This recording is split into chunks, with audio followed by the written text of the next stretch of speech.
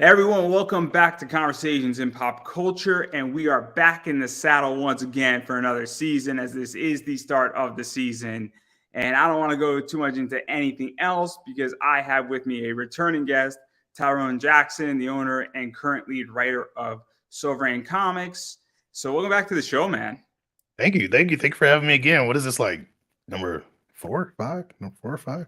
But It's somewhere up there. It's somewhere up there. Obviously, you've been on this a lot in the yeah, last 2.5 years. yeah, And there's a lot of stuff we're going to talk about. I don't think it's any secret that anytime we wind up getting together, we talk about comics, talk about your stuff, hmm, talk about controversial issues, because I think yep. that's what the last 4 or 5 have been all about. Oh yeah. Um, but before we get into some of that, because you got a lot of going on, some people are going to love it, some people are going to hate it. What is Sover's Comics, Sovereign Comics? What is the basic premise for those who have no idea, never heard of you for the first time, or are coming and seeing this channel, or it's been a while and they forgot? So the short spill, Sovereign Comics. We make the comics you've been missing, and what I mean by that is I tell stories. Like that's you could take that however you want. I'm into storytelling and telling those. I'm into giving people imaginative escape. So my stories are like that. I don't try to push my beliefs on people in my stories. I don't do any of that. I just tell you a story, you know, the way comics and novels used to be. And that's what I do. So when you come into Sovereign Comics, that's what you can expect. A badass story, an adventure story. You may get a political story, but it's going to be political because of the story, not because of the real world environment. Um, on top of that, I have this is the universe is interconnected. One of the things that I felt like was missing in that type of stuff with comics, which I think Marvel and DC are kind of starting to do a lot more now, is in these interconnected universes when things happen, you don't hear about it in the other books. It's secluded. So that's one of the things that I fixed in my world. So is if you're reading Temple High, you're going to see mention of Cypher Team. You're reading Stars, you're going to see mention of Temple High and Cypher Team. You're reading, Cypher Team, you're going to see mention of Temple High. There's events coming up here in Stars where you're going to meet characters from. You're going to not meet, but you're going to see characters from these other titles that you've already met. I really try to drive home the interconnected universe with Yeah, my so stuff. let's even Mhm. dive a little bit into this because we're missing something where you have Uh-oh. Temple High, you have Mhm, Cypher Team, you have mhm, Stars, mhm. um, Magos, And, Stigma. and, Yam- and Yamo Stigmata. I get it Yeah. wrong every time. I get it wrong No every worries. No time. worries. And So, then yeah, and mhm. then you have I think the other one, which is the Arisha manga, Exos. Yeah, is Arisha also I don't Exos. know, was that reshot recently or is it being reshot, or because I know you wound up building it, very basically breaking it down and then building it back Mhm, up into a manga. I don't know if it's exactly. done yet, is it, or is it still in the So yeah, it is done. I actually did that earlier this year. So the first time the manga went out, it was exclusive to a subscription service that reached out to me and wanted one of my books. So I let them get the manga version of Arisha Exo. So that's the first time it went out. So whoever subscribed to that for Otaku Noir, they got that book. And then I reprinted it for whenever I went to Tennessee for a KaiCon and it sold out there. Like it was gone. It just people looked at it. Is this a manga? I'm like, yeah. I'm like, it's a mech manga. They're like, okay, I'll buy it. So it was like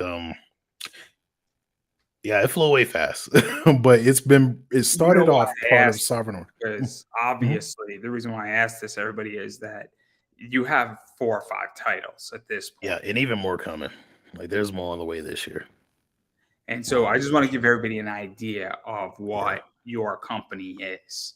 Yeah. Because unfortunately, in comics right now, people don't know companies. There's a Yeah. lot of people, there's a lot of imprints, there's a lot of companies that Mhm. have come out in the woodworks in the last 3 years.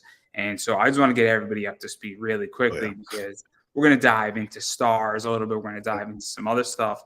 But I do like talking about the controversial stuff Yeah, first. Um, exactly. And to caveat on what you said about how a lot of companies have come out and they're making their comics, which I do it. Like you want to make a comic, go ahead. But a lot of folks, just being real, either A, don't think about it ahead of time, or B, never think about it. And for me, I've been building this as a company because writing is my first love. So I've always been writing forever. So I know that's going to happen no matter what. But when I decided to create Sovereign Comics, I was like, this will be a company. So I treat it as such, you know. So whatever my personal beliefs are not attached to my company because those are my personal beliefs. And with that Let's being talk said, about this. yeah. Let's talk Mhm. about this because this is something that I think I'm going to be on the show not this week but next week. I Mhm. got a busy day tomorrow, but I got 3 interviews tomorrow. One of the best wrestlers in the world right now is coming on my show tomorrow. So, Oh man, but, that's but, but, awesome. but Dustin Waller, the guy is a Okay. beast. Guy Okay. is a beast, and if you don't know who he is, you're missing out. That's 52 weeks. The guy has been Which league is pound. he in? He's in the Wrestling Open. He's on the Indies. Pound for Okay. pound, he's one of the best in the world right now. Okay. But I digress. One of the things that I think is fascinating is I think a lot of people, and I'm going to be on a show, not as I stated, not this week, but next week, where I want to talk about business with the guy. Mhm. And he has a Mhm. comic book show and he has all these creators on, but knowing your numbers, things of that nature. And I think a lot of creators have no idea how Yeah. to run a business, don't approach it like a business.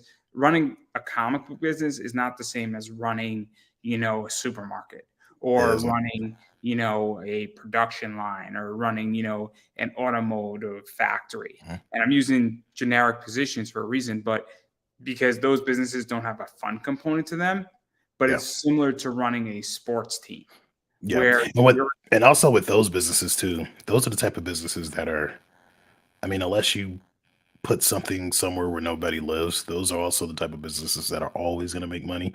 Whereas in comics, that's not always the case. Like we're going to make money, but we're not going to always make money, because a lot of people look at it, oh, you make comics, so you're a millionaire. It's like, shit, no. Trying it, to, I'm it- working it's to get there, but no, not right now. I'm not, so. It's that. It's also the idea that the reason why I bring up a sports team is that, Mhm. in a sports team, there's a kid in the hospital who's sick. And he says, I Mhm. want to sign baseball bat. So, all these sports teams, they wind up sending stuff. And so they technically lose money on that, but they're Yeah. spending money and then it winds up getting made somewhere else. Yeah. And that's the thing that I think people don't understand about running a comic business is that your losses and your profits or your expenditures for a Mhm. better word is very different than a Yeah. traditional business. My eBay business is very different than if I'm running a comic book. It's sort of, I mean, it's adjacent to some Mhm. degree because I run a comic book eBay store.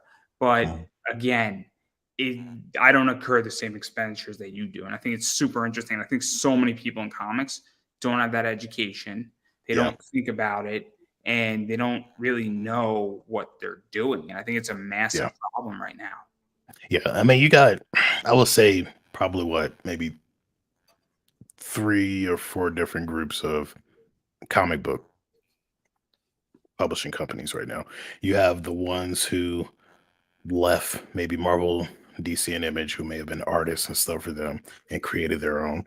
Then you have the ones like me who wanted to work for Marvel, DC, but always knew that you were going to make comics, but that didn't quite pan out. So you decided to start your own. So you know the industry and you're bringing that into your own. Then you have the ones who, for a lack of for a lack of better words, saw Iron Man and then saw how well Marvel was doing. It was like, oh, I can get a movie deal. I'm gonna make comics and have no idea what they're doing. And they're typically the ones who you'll see fizzle out very quickly. Every business runs into trouble. So I don't say that to scare anyone, but every business runs into trouble. The thing that makes you, I will say, an actual business person or entrepreneur is understanding that trouble, seeing that trouble, recognizing that trouble, and then detouring yourself from it or going through it because you have to learn from it and then changing things up. Yeah, yeah. So, Or right now, mhm, obviously the comic yeah, book market is very soft in my business, yeah, but I can incur the debt. So I'm not worried about it. I'm not going through much pain per se, but I can incur the debt because I planned ahead. But I'm not yeah, changing course because yeah, I know what I have. I know the books that I'm selling are worth money and mhm, they're just not worth what they're going to be worth in 6 quarters from now.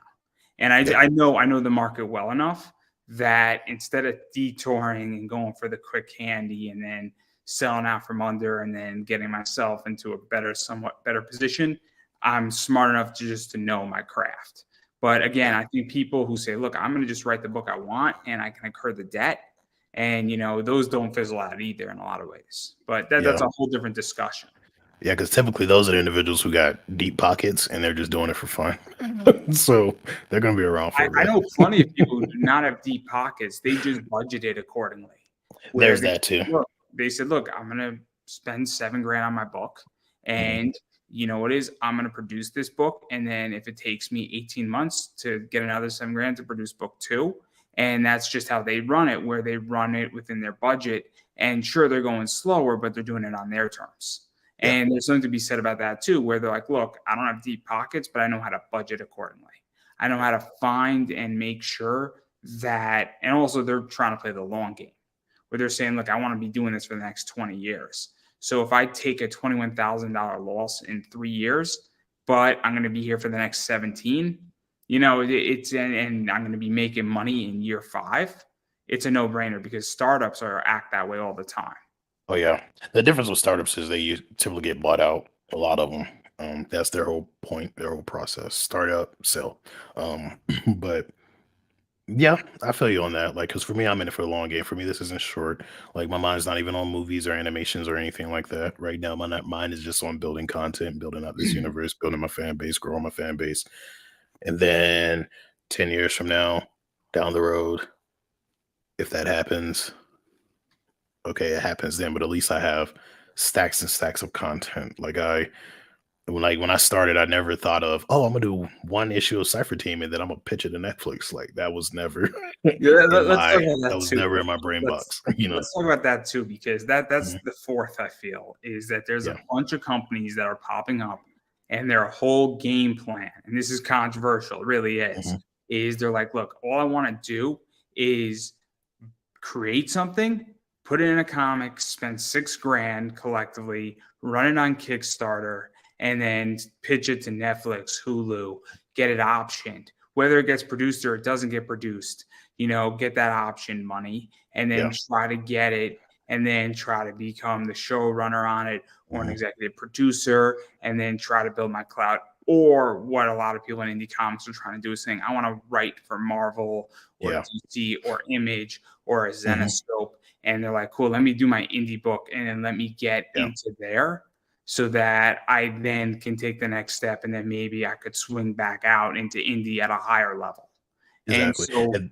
And yeah, that is one. And I'm gonna give folks 2 options that are way cheaper and you'll get paid for both.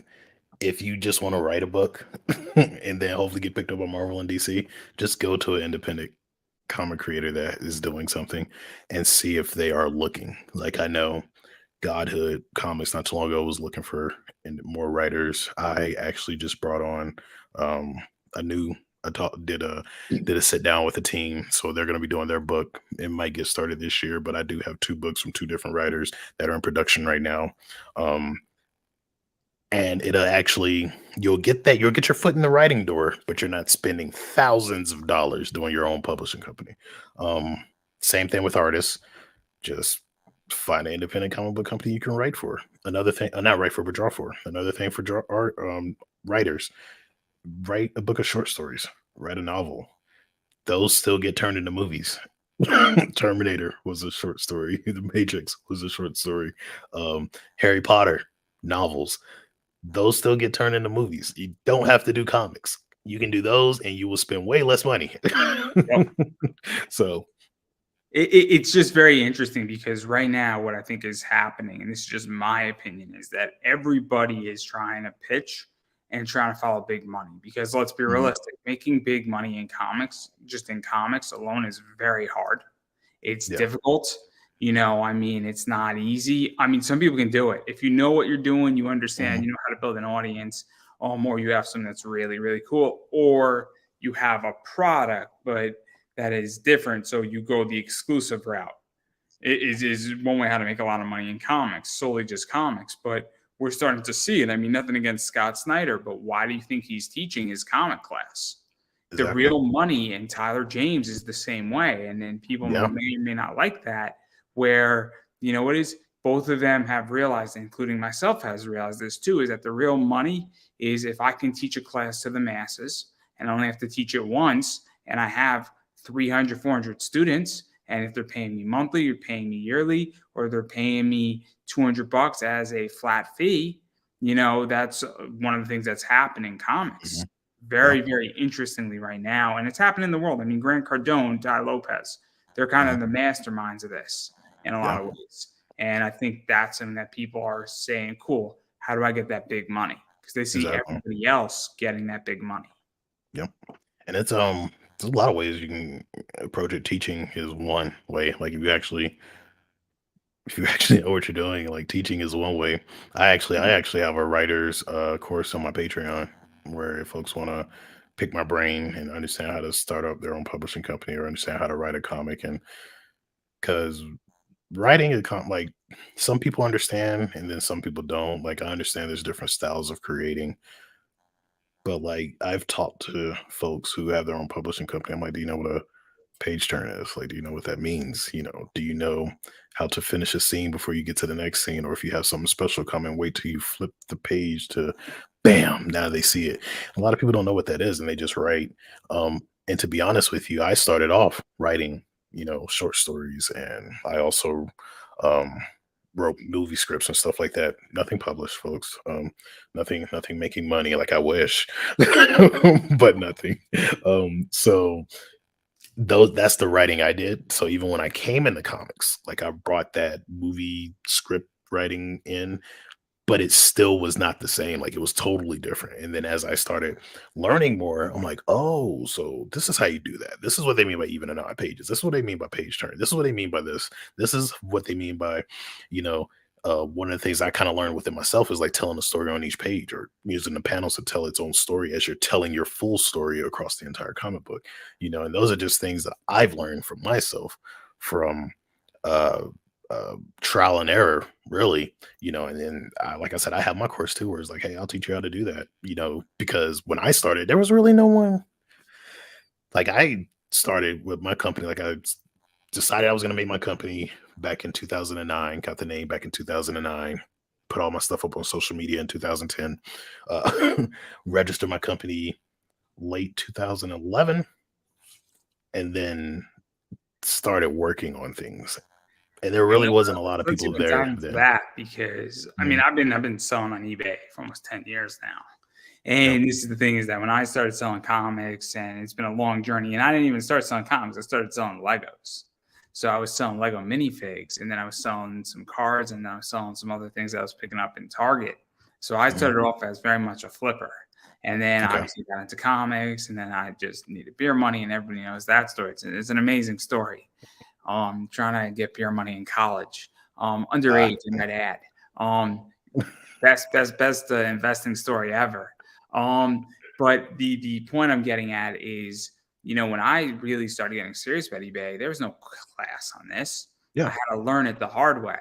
Mhm. And so obviously, I mean, this is why I think what I teach, which is comic book investing, is so important. Same thing with podcasting too. When I Yeah. first started, there was no class on this. And even Mm-mm. still, right now, I know 20 classes and I haven't taken them, but I've taken their free thing and like their free intro class, and there's been nothing of value. And they're like, oh man, I had 10 top guests. And I'm like, but you've been doing this for 3 months and you're going to charge me $1,000. I've been doing this Yeah. for 10 years. I wouldn't charge somebody Yeah. $1,000 if they wanted to spend, time, or if I was to build a 12-hour podcast class. It wouldn't Yeah, cost them not 1,000. for one class, that's overkill, I mean, I mean, I that's mean, a lot. 12 Like, that's a lot of hours money for one class. Yeah. it's 12 hours, but even still, I'm like, wait a second. And that's what I think is very problematic right now Mhm. is very much education and self-education Mhm. is such a complicated issue right now in Yeah, comics. because I know, like, with Tyler James, because 'cause I'm part of his Kickstarter thing, um, and I think he was one of the first ones as far as, like, comics who was doing classes for Kickstarters and teaching people how to set up their Kickstarters and doing everything. That was one of the before I did my first Kickstarter, that was one of the first things I signed up for. I was like, "Oh, there's somebody here who's giving a class, let me check it out." Um, but yeah, like, there wasn't that many people there, and that's the reason why I was like, let me based off of my own uh, learning experiences and based off of people in the profession who have worked for Marvel and DC that I've talked to, that I've had conversations with, um, and things that I've learned from them, and bring this all into like this little class. And I think for my class is only like, because it's subscription based, so it's only like 100 a month. I think it's for my class. So it's like if you do only want the first month, you just pay $100, learn, ask all the questions because it's unlimited. It's like you pay that, you can ask me whatever you want, whenever you want, every day for 30 days. And you get in there, you pay that, and you find out what you want, and you're like, you know what? I don't want to do next month. You can just See, I'm the opposite. I'm the opposite. My class is one time. Yeah. So the way I view it is that I'm going to put it on Udemy or Skillshare or wherever else, and I And want let to it keep charge coming in. $40, $50, Yeah. and that's it. And I don't That want reoccurring. You could have it for however long because I don't care, because I that's just want to be paid and I'm mhm. good. And I That don't want to answer. I mean, I'll answer a few questions, and if somebody DMs mhm, me a question right now. If I'm mhm, paying, I'll answer you. That's not my problem. My problem is mhm. that I want to teach it once and then I want to Yeah, market it like crazy. I don't want it personal that degree. If yeah, you want a personal class with me, I yeah. mean, we can arrange that. I got no problem doing that. I've done mentorships for free Mhm. before, but Oh, yeah. I've I done don't. many of those. And Many look, of people have them. been good to me. People have been nice to me. Yeah, And where I was mentoring people on is not comic book related, but business yeah. related. And I wound up getting a stake of what they bring to me. And they're bringing me like $20 a month now because Mhm, it's an affiliate link that's great. They're making a bunch of money. mhm. I'm making a bunch of money. Everybody's happy. But the idea is that if I'm the opposite, I don't want to answer somebody's questions freaking all day, and I feel weird Yeah, about it. I want it to be one and done. So I want you to have the class. I want you to have it for the rest of your life, yeah. and we're good. We're good. That's See just how I me run my business. see me, I'm kinda like a psycho. I mean, I don't honestly, I'm not gonna say I'm kinda like a psycho. Maybe the reason why I set it up like that, um, is basically because of the way that's how I've always done. Like, even when I was doing it for free, like, I've talked to a lot of different like, a lot of publishers who have come to me and asked questions, whether it be about shipping, whether it's about writing comics, whether it's about character creation, whether it's about finding artists, printers, so on and so forth. I same as you, free mentorship. Okay, yeah, sure. This is who I use. This is who I go to. Blah blah blah. Um, but like, and Within so since I was so used to the questions, and that's the reason why, maybe I just keep it like that. But then also I was gonna make videos too, like I have videos where it's gonna be like certain chapters, like okay, we're working on this, we're working on that. And now that you mentioned Udemy, that probably would be the better way to go. To be honest. because Like I can admit what I made. Probably made a mistake. It might be the better way to go. the So way I see it is that I mhm, want to build a brand yeah, on that. And so I have more than enough content where I legitly have, and I got to finish my class and I got to re-record it. I didn't like the mhm, way my comic class came out. The first understand. six. So I have essentially 6 more PowerPoints to build. And I didn't like the way it came out. So I'm actually going to be re-recording it. Which Yeah, is fine. It's not a big deal. Sometimes life just you record something and it's just wonky. exactly. But the point is that, I want to, but I have legitimately 8 more classes and the concept and the thesis of those classes built already. I need to build it, but Mhm, there's legitimately millions of classes that I can build, and I yeah, can build them pretty quickly in reality. mhm. About I could build one a month. I could build probably about a 20-hour class once a month for That's the cool. next 6 years and not run out of content. And that just proves that you're just you know your area, you know your field, you're expert, you're uh a SME, as we called it in the military, subject matter expert, so you know it. And that's how, because like first, like when I thought about doing the classes, I'm like, what am I gonna teach? And then and then I started thinking about all of the questions I was answering for folks. And a lot of folks that I did help help them start their comics and stuff like that.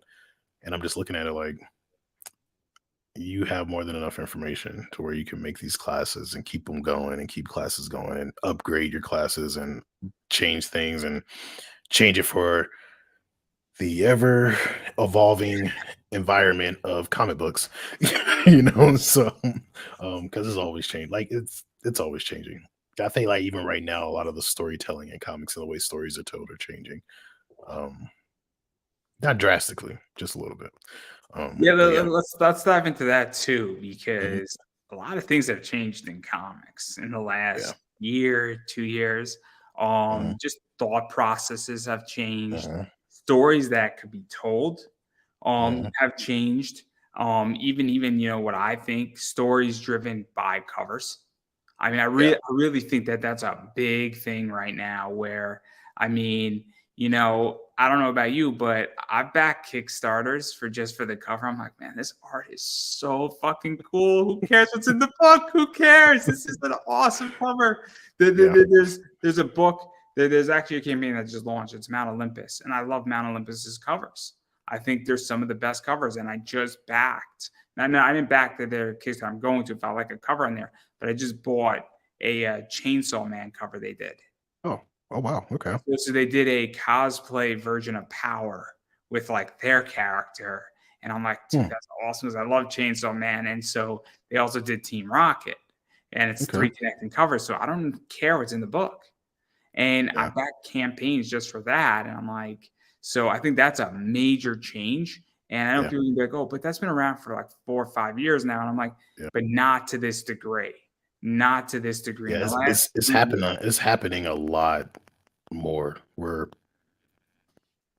there's so many variants out there now, and that's what a lot of people make their money on. Like a lot of Kickstarters that make their money on the variants. Because I remember at one point, like when I first started off, it was like to get a variant, you had to help that Kickstarter reach a goal.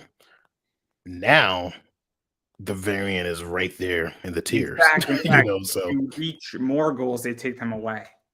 mhm, yep. So there was some that did that too, yeah. But I don't know. It's interesting. I don't know. Like for me, I guess being a writer, I don't find that offensive. I'm trying to wrap my head around, hey, well, you spent the money, you can do whatever you want to. But sometimes I like to talk to folks about the stories, like, hey, what did you think? Or and that's usually how I am with my Let me ask community. you a Mhm. question Go because ahead. this is really interesting. So Mhm. this is where business meets creation, I feel, and this is Mhm. where they fight it out. Because I'll be very honest, obviously running a show is expensive, Yeah. so I would take sponsor money from somebody that I'm not thrilled with, or a company that is Mhm. okay if I need to pay or survive, or if a company said, Andrew, you want to, advertise on your show. Mhm. And I'm like, okay, cool. You're an okay company. You've done some good things, some bad things, but Mhm. now I can fund the next 3 seasons. I Yep. mean, but they want to put parameters on the show to some degree, and maybe I can't drop an F bomb. Right. All of a sudden now we're talking about a real creation meets, the fundamentals of the business and Yeah. standing and surviving in the business. And Mhm. so I think a lot of people in comics with these variants, they're like, I don't even know if they really want to even do 17 variants because let's be realistic, it's a headache, it's a lot of expenditure, but maybe they're And then in the end of the day too, uh, if you're running a Kickstarter, you actually lose a lot more money when you do all those variants. And to put that out there, and this is just coming from the business side, like let's say you do have a Kickstarter that has 7 variants, because there are some Kickstarters who've had, 3, 4, 5, 6, 7. I've seen some with 10 variants, like stupid number amounts Jim of Noble, variants. who does You know, Totally Rad Comics, did 100. yeah, 100 different variants. Yep. Jesus Christ. So like my thing is this is where we come to, right? So in the printing world, and this is something like I'm giving up freaking free ass milk again, but here's something you will learn in my class. um, but in in the printing world, you have minimums, right? Like if I did a Kickstarter and only 2 people bought my variant, if I did a variant tier or did multiple variant tiers, and let's say some of the variants didn't sell, because I can guarantee you this: when people are doing Kickstarters and they have all those different variants, I promise you they're probably sitting there saying, "Please don't buy them. Please don't buy. Please don't, or please don't let it be one person that backs this tier," because when you go and get that book printed, printers have minimums. My printer doesn't have a massive minimum, which is something I love about them. But there's some printers out there is like, okay, you got to print at least 100 books. Can you imagine if someone only bought one variant and now you got to eat 99 other ones. It also gets tricky because what if you make the promise saying, well, these books are never ever gonna, be sold. Exactly. Yep. These are exclusive to Kickstarter. Like you have the main cover, that one to get sold, but all the variants are exclusive. And then in each variant tier, you have one, because I've seen that before on Kickstarters where people have multiple variants and like their main, everybody's back in the main, but then you'll see like one or two people buying as far as like the variants, right? And imagine if the printer you have has a minimum of 100 books that you have to print, and each one of your tiers for your variants have only been backed by one person. Now you got to Also, eat 99 books. And if they're exclusive, you can't sell that because, I mean, you could, but I guess it really depends on you and your morals and how you feel about your company, which is the reason why I say I separate myself from my company because I do have my morals where I'm just like, if it's exclusive, it's exclusive. You're not going to see it anymore. Like, I even have books that I've eaten because I'm like, well, it was an exclusive. I had to order this amount and so I so never so so, sold so the other ones, I have a So solution for that. So I gave them away. I gave them away, like, for people who bought. Like, if they bought a lot, I just drop it in there, but as far as selling, because I said I'm not gonna sell them, and that's where the tricky that's what verbiage I comes like in. to do. Where there's a concept Yeah. where if I say, look, this is an exclusive to Kickstarter and Mhm. I have 30 of them left, I'm just gonna sneak them right into my eBay business and I'll just throw it into somebody's thing, not tell anybody. So Yeah. if you order, I'll announce saying, look, over the next 6 months, these 30 are going into random eBay packages. Mhm.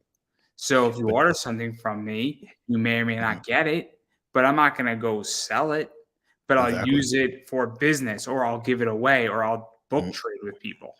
Yep, Because but in the that's end another thing. yep, and in the end, you still eat that, but that's just something to think about for anybody that's out there like, "Yeah, Imma do 20 variants."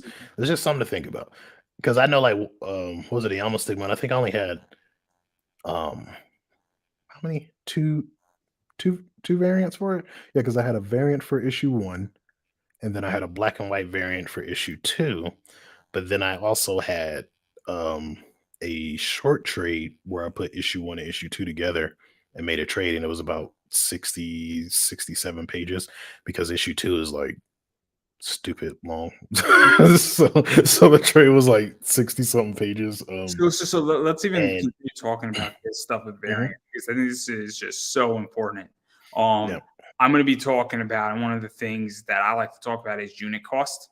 So full disclosure, I just bought a Jamie Tyndall box. It's Mhm. 13 comics. Some of his variants, some of it is really cool. It was $104 the box. So there was a medal in there of like a Super Mario medal, and there Cool. was a Virgin cover that was, I guess, the metal is sort of nude, semi-nude. The Virgin is regular, but it's got no trade dressing. And then there was a trade dressing, and then there was 10 other books. Yeah. So and the reason why I bring all this up is that you have to realize that I bought 13 books, and the base cost is 104 divided by 13. So 13 goes into 104, and then that is my break-even point plus 13% on eBay. And this Yeah. is what I think people have to understand when you're doing comics is that if your art costs 6 grand and you're doing 20 variants, or we'll do this actually a lot simpler. If your art costs 3 grand and you're doing Yeah. 4 variants, what you have to figure out is that you divide your art by 4 because it's over four Yeah. books. This Yeah. is very basic math. There's probably formulas that because books have different weights sometimes depending on Mhm. how many you're printing, but all of a sudden and you have 200 books, 50 of each. And so if cover A was, I'm trying to think, do the math off the top of my head, whatever that number is plus, let's say it was $200 for your cover A cover, but Mhm. then your cover B cover was $400. All of a sudden, what you're figuring out is that cover A would be, I think, 1050. It plus printing, and if printing was $100, it would basically be, and then 50 were ordered, it'd be like $1,100 pretty much into 50. And that's Yeah. how much it costs you for your cover A. And that's a big thing that people have to understand, as well as that when you start spending $600 on a cover, but you sold 50 of them, you have to remember what your unit cost was. And I feel like Yeah. people don't do that. And they Yeah. don't do that before. And I understand you can't come up with a number, but you have to have an idea of what that's gonna sell. If you Yeah. hire, Greg Bo Watson's coming on. I love Greg Bo tomorrow night. If you hire Greg Bo Watson to do a cover, you have to know what numbers you can expect from him, and you Mhm. have to go with the lowest number that that Sorry. that he usually brings to the table and base your arguments off of that. And I think a lot of people in comics do not know how to do this. I think they don't know how to think, and I think it's a big problem. And I think that's why most people in comics make no money. Yeah. Like you have to and there's one thing too. And this is one of my things, right? I know whenever I did my comics at a low price, I was thinking about the reader and stuff. And then I was also looking at Marvel and DC. And again, this is something that I learned from actually having my business and doing research. Um, People don't shun the researchers because we find out shit that you need to know. But for my research and stuff, when I started figuring out things like after I printed my first set of books, and then I learned about price breaks. Certain amount of books you get price breaks, and then that price starts going down, down, down, down, down per book. And so a lot of people have even come to me, like, because my comics were $5, they're no longer $5. Um, and people are like, oh, that's expensive. We're going to DC. talk about this too, Mhm. because there's a question I want to ask you before we dive into that. That's relevant Oh, to okay. this. Oh, you want me to stop then or keep going? You want to keep going? No, no, no, Like, no, no. I'm going to interject slightly because okay. this is one of the things that I think also people don't understand either. It's just a tidbit of advice. If Mhm. you know you're going to be running another 4 Kickstarters and you always want to sell issues 1 and cover A, maybe it makes sense for you to eat the fat and get that big price discount and print 1,000 copies of cover A if you know it's going to be like 80 cents a book. That's just something to keep in the back of your head if you're serious about this. If you know you're going to be doing 4 issues, you know what? It might make sense for you to pick up a few extra issues to get that discount. But Yeah. that's the only thing I wanted to say is that, and this is where the business acumen comes in. Yeah. And Exactly. this is where we discover who's really good at business and who Exactly. is not. Yeah. Because And that's a big difference. I mhm, mean, I might be doing a book that I'm going to be printing 200 copies of, and people are going to mhm, be of each segment. People might be like, "What the fuck's the matter with you?" And I'll be like, "Well, I'm probably going to get a better deal on 200 books if I'm printing it, but if then I'm per segment, if I'm printing 5 different SKUs, I'm printing 1,000 books. I'm going to hopefully get a little bit of a better price than if I'm only printing what was ordered. yeah. Hopefully. Hopefully. Whether I do or I don't, that's still up in the air. Yeah. But the idea is that I would rather eat the fat because then I could always sell those books later on Mhm, because it's a yeah. product. But anyway, continue because I know where we're going with this. I know exactly Yeah. where we're going with this, and then we're going to talk about this because talking about price and raising prices Yeah. is So so like, important. yeah, so like with me, I rose my prices because one, I don't like to order heavy amounts of books unless it's like con season or something like that. But typically, I don't like to do that because I don't like to look at stock. Like there's certain books that I do have where I never look at the stocks, and like Temple High for sure. If I order 100 books, they're gone in a week. Like, so it's like, so that's one of the ones where I'm like, okay, if I order big, they're gonna be gone. But ultimately what I'm getting at is like I've had people even approach me and say, "Oh, $5 is too expensive." Again, my books aren't $5 anymore. And then I've also heard from other publishers who actually understand business who've risen the price of their books and so on and so forth. And people are telling them, well, Marvel and DC doesn't charge that much. So there's an illusion that people have. One, we're independent. We are not Marvel and DC. So that's the first illusion that people need to just go ahead and just punt that right out of your head. Two, and this might actually make some people angry, but if you actually do the math, you'll see where the independent comics for us who are charging $10 and stuff like that, you're going to see where everything starts adding up. Marvel and DC, whenever they get books, and I'm going to give them the benefit of the doubt, I'll say if Marvel does a new X-Men #1, right, they'll probably order 200,000 copies of that book. And I'm giving them the benefit of the doubt. They might order more. Who knows? At 200,000, they're getting a very substantial price break. Like a very substantial price break, right? So they're probably spending, and again, I'm gonna give them the benefit of the doubt. I'll say 50 cents per book, roughly. And then they turn around and sell you that book for 4.99. So you got to think about that. How much money they're actually making when you take 4.99. Let's tell you, and then you take that 50 cent out. So now you got $4.49 It's trickier than that. times Because I'm 2,000. going to challenge. I'm going to Mhm. challenge you on that slightly. What's up? They're not making a 10x. They're making a 5x on the most part because they sell it wholesale. What do you mean?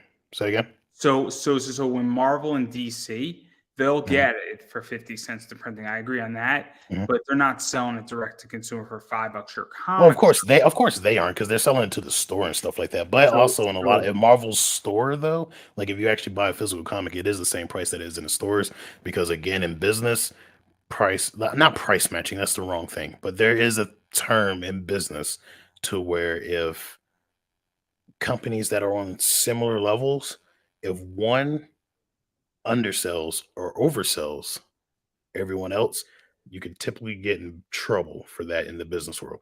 So everybody stays in that within range. So if within the reason. stores, yeah, so yeah, within reason. So I mean, if you do like if it's 4.99 for the book and that's what the stores are selling it for, Marvel could say, okay, well we'll sell it for 4.75, but they can't come back and say, oh, we're going to sell our books for $2 while the No, no, no, no. LCSs are selling for Where, where, 4.99. They where I'm can't do going that. with this, and the Yeah. reason why I'm bringing this up is that this is something about that people have to understand about business. And the only reason why I know this is that I'm now picking up retail packages. Mhm. So I get a wholesale price. And when somebody doesn't understand how to sell me a wholesale price for a book, Yeah. on a Kickstarter, I'm like, Well, I you have to mean realize that. there's no money to be made here. But when somebody Yeah, says, and it depends on the company really, because there's multiple different routes you can go with wholesaling. You can go with wholesaling where pretty much you charge the company your print prices per book. So if you are paying like if you're Marvel and DC and you're paying 75 cents or 50 cents to get a book printed, you can tell the stores, hey, we're going to charge you that. Or you can up that price and say, we're going to charge you $2. And then the store, of course, will turn around and say, okay, well, we got to make money off of this. So we're gonna sell it for $4. So it's a wild they, world, but in the end of the day, yeah, comparing Marvel and DC to independents and saying that independents need to sell our books for the same prices as Marvel and DC. A lot of us aren't in stores, so that's something else to take in consideration.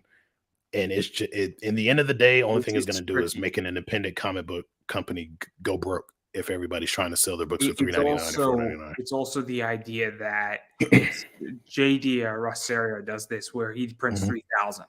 I think it's mhm. offset printing. I want to say, or is it? It's Okay. offset, right? If you're Yeah, you printing, got offset. Well, you have to do two different types. There's offset, and then there's their actual direct printing. But yeah, offset is one of them too. So so he prints 3,000 copies of his book. mhm, So he's charging $5 for a book. But when you're mhm, printing 3,000 copies of your book, you can mhm. sell your book for $5. But Oh yeah, if you're only printing 200 copies of your book, you can't sell it for $5. mhm, But my counter to all of this, and I want to challenge because I like challenging right now, is that there does get to a point where somebody does get priced out. So, and I'll give an example. So I have personal barometers where Paul Green is a top Zenoscope artist.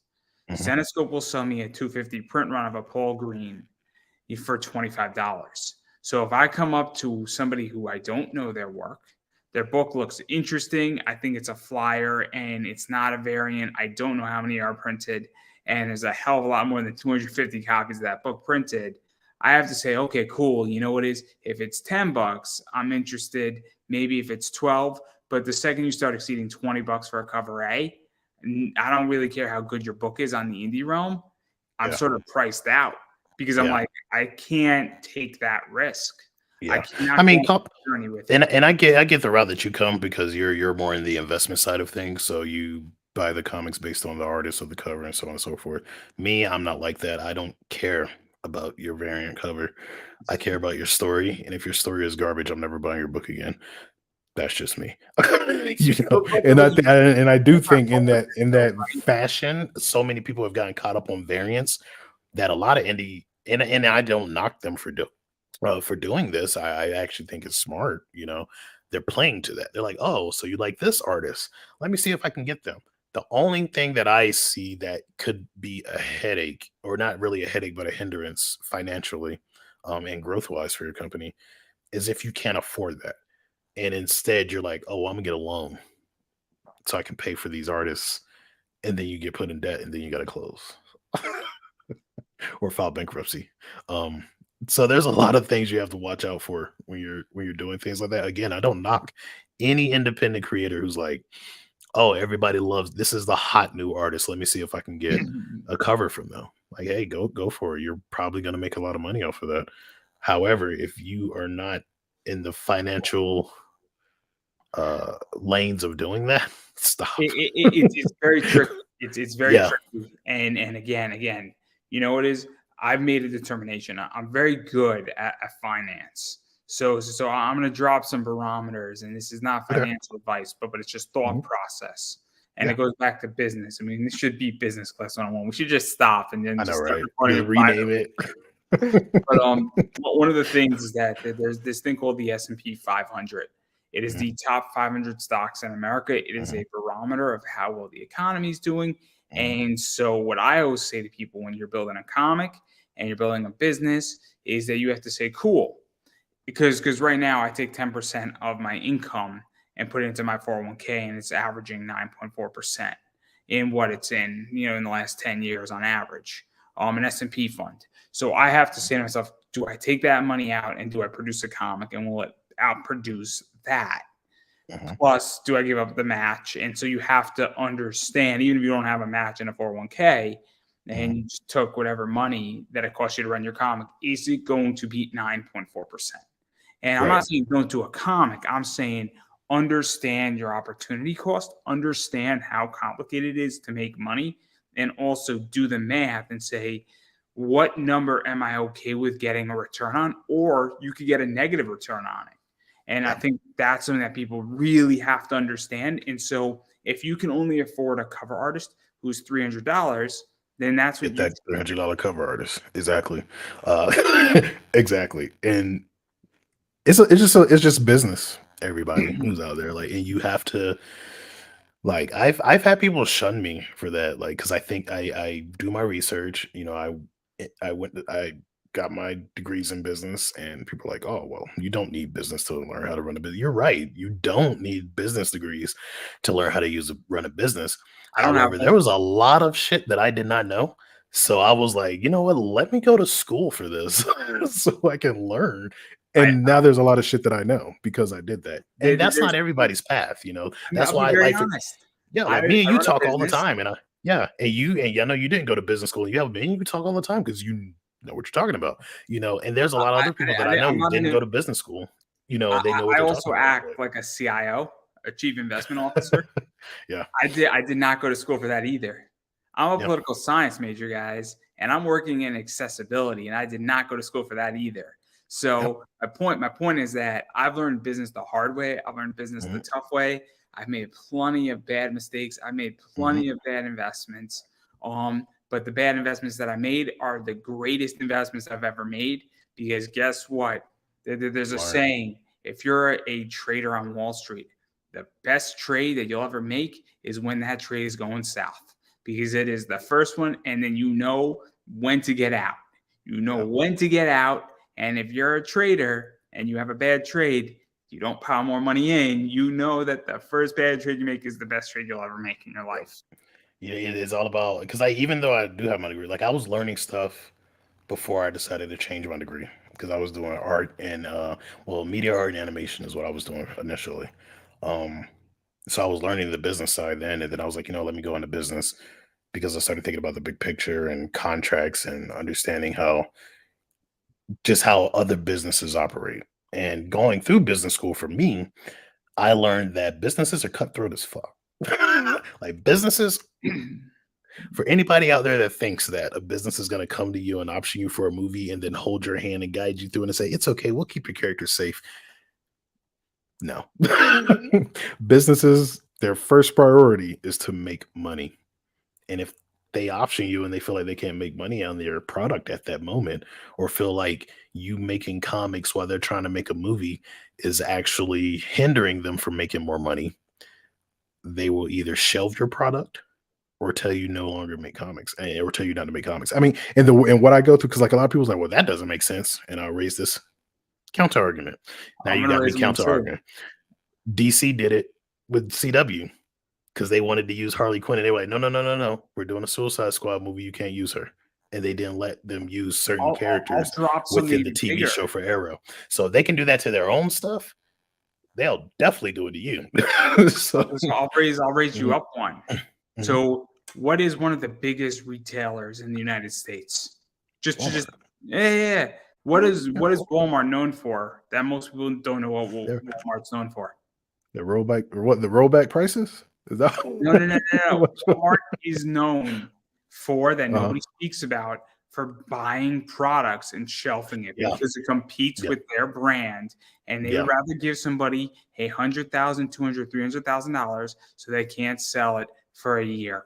And they would rather say, Mhm, we'll just buy a bunch of, we'll produce the product, but it's mhm. cheaper for us to produce the product, not sell it. And so now we don't have you competing. Exactly. Another prime example too, I guess this one you could add in. Google does that a lot too. I don't know if people pay attention to that, but there's a reason why Google runs around buying up all these startups.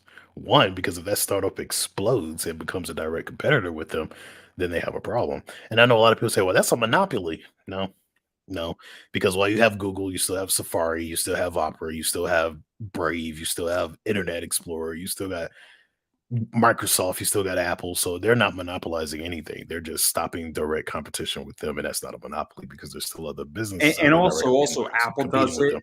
Facebook Yeah, does Apple it, does it. Facebook does it. Microsoft Yep, does it. I mean, yep. and They all do it. everybody knows what's going on with Microsoft right now, right? Yeah. I mean, did you know? I'm actually I asking. I heard a little bit, but yeah, if you want to No, talk no, about no, it, no, go no. ahead. I mean, the big thing. It's not a secret. They're in Mhm. the process of buying Activision, Yeah. and that, Yep. that that was like a year ago out, and Mhm. supposedly it was delayed by a week. Yeah. It's going to go through. I mean, Yeah. they're buying Activision for $69 billion. That's a pretty big merger. That's a That's hefty. pretty big acquisition or That's hefty. acquiring mode.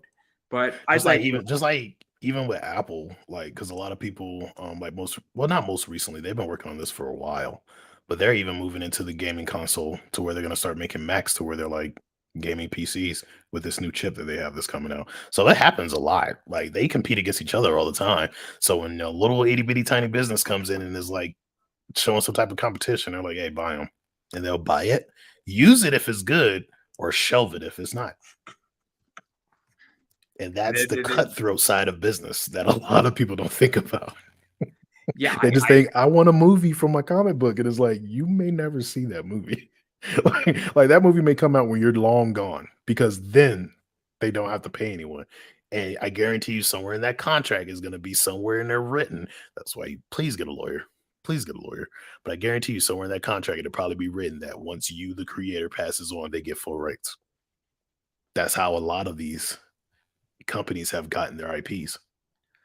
they've So gotten their IPs, and then they've also bought and out companies that have gone exactly. Well, bankrupt. now I mean, I'm look at yep. Aftershock. Let's talk about that because that's Mhm. to me the most interesting. So this is what I think is going to happen. Aftershock has, I think, 10 million in cash and 50 million in liabilities is what I've heard or what people are estimating. And Holy crap. estimating. Because they put a lot of money into, IPs and producing television shows and movies and they put way too much money into it, right? Yeah. Versus Dark Horse, who was smart about how to throw out their money, and then Dark Yeah. Horse sold itself purposely for a good reason. Brilliant, brilliant company. So Yeah. fucking smart. So fucking smart.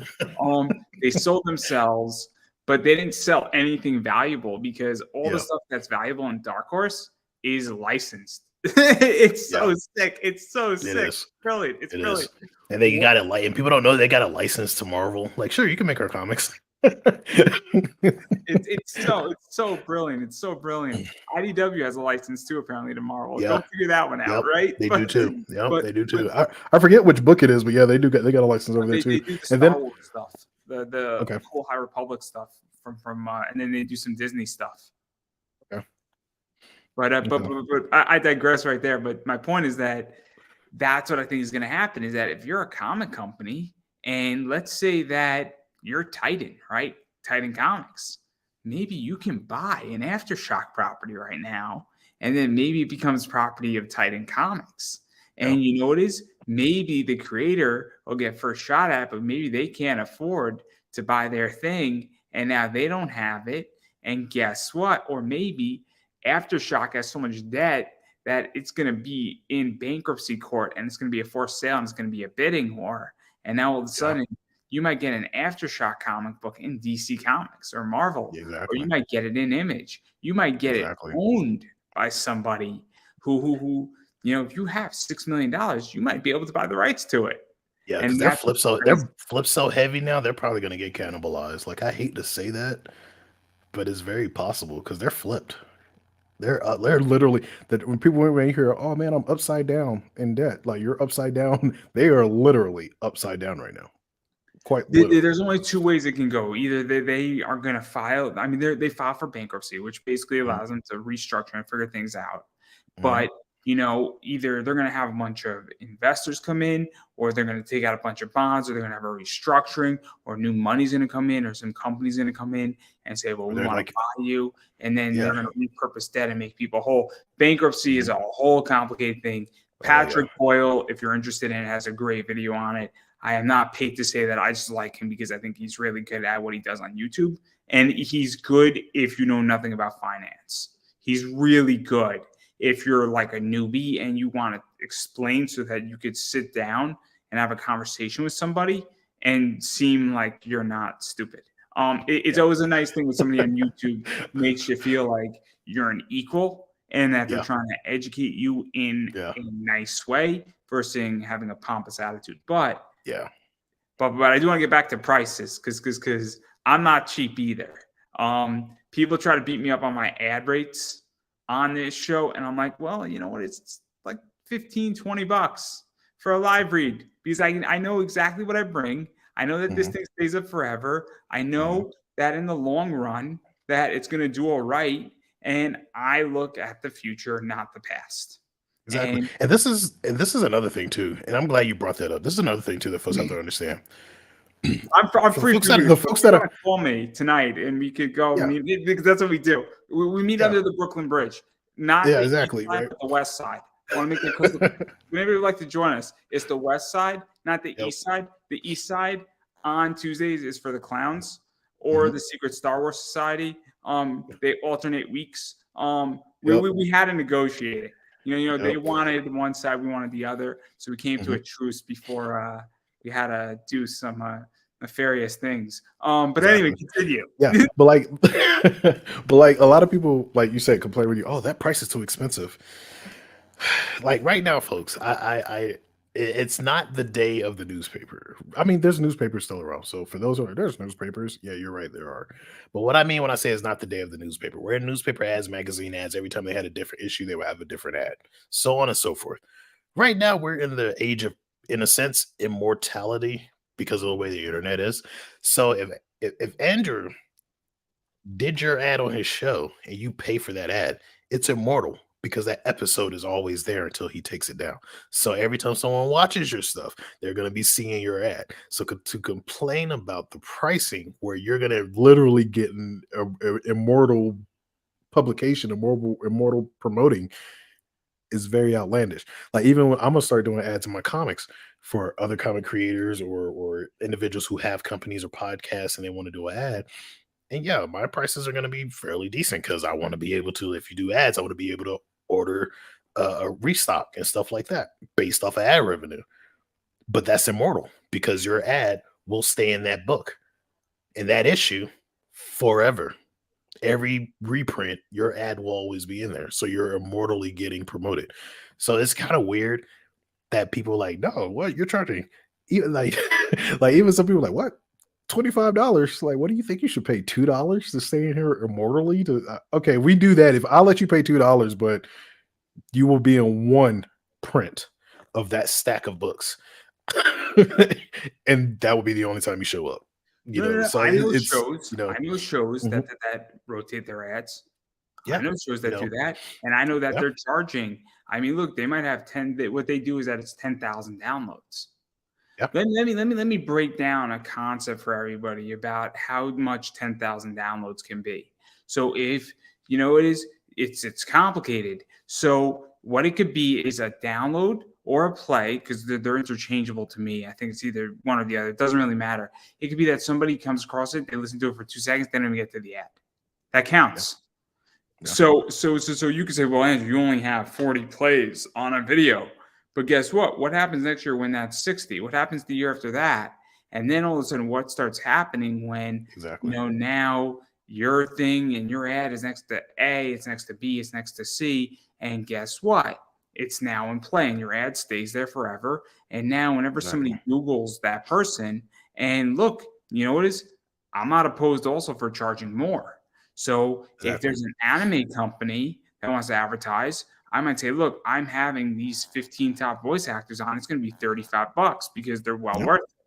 And I know And that that's and to be honest with y'all, that's not a bad price, especially considering how much it costs to get in a newspaper or a magazine or on television. Hell, even with Hulu, and they did advertisement for small business, and that's still not a bad price. You know, I never understood how folks would get mad with something like you'll tell them 25, I think 25 this for a is quarter, 50 for we half, were you know. speaking about this. We were speaking about Mhm. even charging to be on somebody's show. I did a whole Yeah, interview. It opened up a bunch of stuff, and people said, "Well, there's no guarantee." And there's always my guarantee my with the my internet. what this guy, it's Mhm, Russ Cassaway. I don't mind mhm, saying his name because it's not good or bad either way. But he's like, mhm. "Oh, there's no guarantee." And Tyler Carpenter, who I did the interview with, and he was interviewing me, and I was the guest. Well, Tyler said it back to my Twitter. He said, "Well, there's no guarantee on a cover." And we were Exactly. speaking. I brought that point up during that whole interview. And the point that I'm getting at here is that you pay for a cover artist, you pay for a Mhm. table at a con, you pay to print your book, you pay your an artist. I mean, if I'm $25, if I'm $20, you're paying everybody else anyway. So maybe it's time that you paid me too. Seriously, Yeah, to be quite exactly. honest, because you're paying everybody else. And what I think it is that, and this is one of those moments of truth, it's very controversial. I think what it is that everybody has come to the conclusion saying, well, I'm being on your show and you're getting content and I get the chance to promote my book, and they think that contract, which has been in place for the last 30 years, is the same. And I think the Yeah, contract has evolved. I don't think it it's has. that way anymore. I think COVID has changed it. And let's be realistic. So, and I think that there's so much money involved, and you're paying everybody else a boatload of money. When the Mhm. average book costs $6,000 to produce, and you're paying everybody else, and you can come on my show for free. I Yeah. mean, my new I'll answer to people. Sorry to let me finish this, Oh, please. no, yeah, yeah, go ahead, go ahead. I'm offended. God damn it. No. I think it's about time when you cross a certain line of Mhm. how much money you're spending, or you're spending 10 grand, or you're spending $1,400 on a cover artist. At this point, you know what is? It's $20. You Yeah, spend enough money that you have to pony up money for me too, and that's where exactly. it's at. And I Uh, know people don't like it. I don't. People yeah, hate they it. don't. Because a lot of people think that the media should just be free, and a lot of people do it for free, and I get that. Like even my show, the Bridge, I do free. I do interviews, but I also select who I want to interview. So there's that. So even if I put stuff out there and say, "Hey, we're looking for people to interview," I select who I want to interview. So there's that, But in the same vein, if I start doing ads on That's that another show, thing you're too. gonna have to That's you're gonna have to another pay thing for that, too. Mhm. Is that this is one of the things is that I said, wait a second, what about there's plenty of people who have shows and they've been on my Mhm. show, never invited me on theirs. And I'm like, Yeah, what the fuck? What yeah. the fuck? In And I which bet it's I not, bet they're the ones too that say you shouldn't charge me to be on your show, but never invited you to theirs. it's not even that. And I'm like, okay, Mhm. great. So you have openly said you don't want to pay. So I got an idea. Let's do an interview exchange. Yeah. I've openly said that too. I said, look, bring Mhm. me something of value. Let's do an interview exchange. I'll interview you, you interview me. It will be good. I'll get into your audience. I like being interviewed. I like talking about, stuff that's a little interesting. I'm more than Mhm. happy. And you know what is? It's nice. I appreciate interview exchanges because to me now we're exchanging currency. Currency Exactly. is not money. Currency could Mhm. be anything. One And of the so most that's where I'm I at. would say one of the highest currencies, at least for me, is time. you know and then even whenever I do make monetary prices, I base it off my time. So a lot of people are like, well, why do you charge that? Because of my time. Because if I'm having to stop something or stop writing, stop working, stop inking, stop working with the editing, the comics because I'm EIC also. So I got books that I have to edit, not only mine, but other creatives' books, stopping business meetings to deal with you. I'm going to charge you for my time. And that's not me being a dickhead. That's just me being real because I guarantee if you try to talk to Bill Gates, he's going to charge for his time unless you are equal to Bill Gates, It's and that's just how interesting. it is. I could tell you that people have no idea what my time is worth. No. Yeah. I actually have it down to a number. I know what my hourly rate is. Between my job and my knowledge on a boatload of topics, and I do side hustles at night. Right now, not to make anybody feel bad, but when I do an interview, I give up doing a side hustle. And you might say, "Oh, well, Yep. Andrew, you're only making 50 cents on your side hustle every day." But Mhm. guess what? When I'm doing 50 cents for 30 days straight, I then take that money, I can invest it, and then I can Mhm. create perpetuity because I invest in good growth dividend stocks that pay me Exactly. monthly. So it is a lot of money. It's a lot of Mhm. money because it's not a lot of money today. It's a lot of money tomorrow. Now, I don't Yep. mind giving up my time because what I'll do is that, and then I'll wake up. So I'll break this down real quick. When I do interviews, I then wake up at 6 in the morning so I could do my passive income thing to get my 50, 60, 70 cents. And that's what I do before I go to work. So I will wake Yep. up 2 hours earlier because I'm doing this for 2 hours. And there's sacrifice involved. And I don't think A lot of people really sacrifice. understand. And then when people whine and bitch, I'm like, wait a second. It's expensive in life. But Yeah. again, I agree. At this Yeah. point, I'm interviewing whoever I want. If I don't Yeah. really want to interview you on my show, there was about 3 people that I did not want on my show this year. And they asked, and I was just like, I'm not feeling it. I'm not feeling it. It was November. I'm like, I'm not feeling it. I don't really want to have you on my show. And I'll be real honest. People ask me and they're difficult. And I'm gonna be like, look, I'm not feeling it, but this is my rate. Mhm. And it's gonna be high. It's gonna be like 60, $70. Yeah. And if they got a problem, I'll be like, it's my time. I'm sorry. Exactly. Like it's time. It's an interesting thing. It's a real interesting thing. Like You're I trying to figure out how to answer politically. yeah, that's what I'm doing. I'm trying to figure out how to say it. But it's like I'll give a thought on this. I'll give a thought and on this.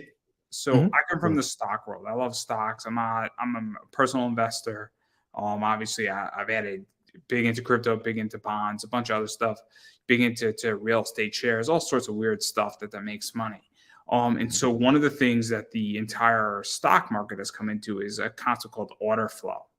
And this is what I think is going to happen with podcasting. I think it's not here yet, but it's going to be here in the next 10 years. Is that you're going to have a concept called order flow where every podcast is either going to be paid for, it's going to cost you money, it's going to be pay to play, or it's going to be completely free, but there's going to be so much ads. Whereas whoever figures out how to do this and figures out to say, look, do you want an ad for $1? Or if you want an ad for $100, and based on the show, based on what you're looking for, that there's going to be a constant order flow of ads. So you're going to have shows that go for an hour that have 10 ads in them. And every 7 minutes, and whoever figures out how to do that and do it almost automatic is going to be a trillionaire because Yeah. they're going to solve a massive problem on both sides. So it's either going to Mhm. be pay to play or it's going to be order flow. And when it's order flow, it's going to suck. It's gonna suck because what's gonna happen is you're gonna have somebody like me who's gonna load up a show every 7 minutes on an hour and 20 interview.